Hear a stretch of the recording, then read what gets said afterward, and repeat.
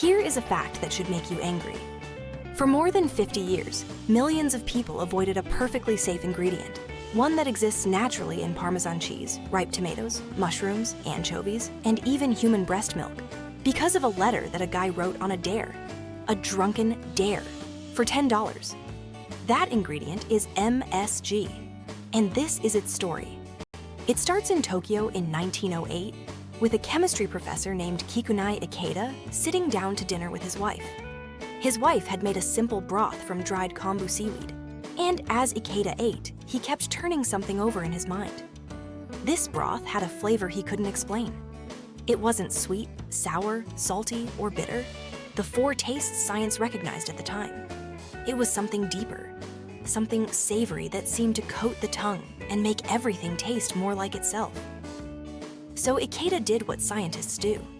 He went back to the lab and spent months boiling down enormous quantities of kombu seaweed, evaporating the liquid, and isolating whatever compound was creating that flavor.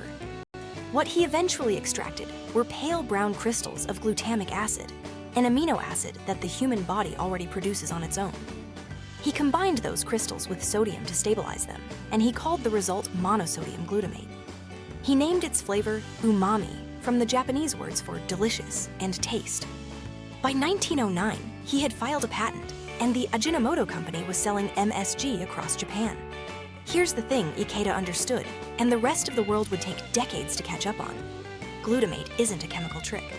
It's one of the most fundamental flavor signals in food. Parmesan cheese contains roughly 1,200 milligrams of free glutamate per 100 grams. Ripe tomatoes have around 250 milligrams. Soy sauce, fish sauce, Worcestershire sauce, aged meats, all loaded with it. Human breast milk contains glutamate too, making it quite literally the first umami taste most of us ever experience. When you eat something and think this is incredibly satisfying, glutamate is almost always part of why. By the mid-20th century, MSG had spread from Japan to kitchens around the world. Chinese restaurants in the United States used it. So did processed food companies, soup manufacturers, and fast food chains. Nobody was particularly worried about it. And then came 1968. That year, the New England Journal of Medicine published a short letter. The author called himself Dr. Robert Homan Kwok, claimed to be a researcher at the National Biomedical Research Foundation, and said he'd experienced strange symptoms after eating at Chinese restaurants: numbness, heart palpitations, weakness in his arms. He offered a few possible causes, including MSG. He called it Chinese restaurant syndrome. The letter was published. The media ran with it. And within years, MSG went from common pantry ingredient to public health villain. Restaurants started advertising "no MSG added." Parents cleared it from their kitchens. An entire food mythology grew up around it, that it caused headaches, brain fog, and who knows what else. The scientific community, meanwhile, ran study after study and found essentially nothing. Every controlled, double-blind trial produced the same result. People who claimed MSG sensitivity couldn't distinguish it from a placebo. The FDA classified MSG as generally recognized as safe. International food safety bodies around the world agreed. The evidence against MSG simply didn't exist. But the myth lived on. And it wasn't until decades later that the origin of that original letter came into focus. In 2018, a man named Dr. Howard Steele called a professor at Colgate University and made a confession.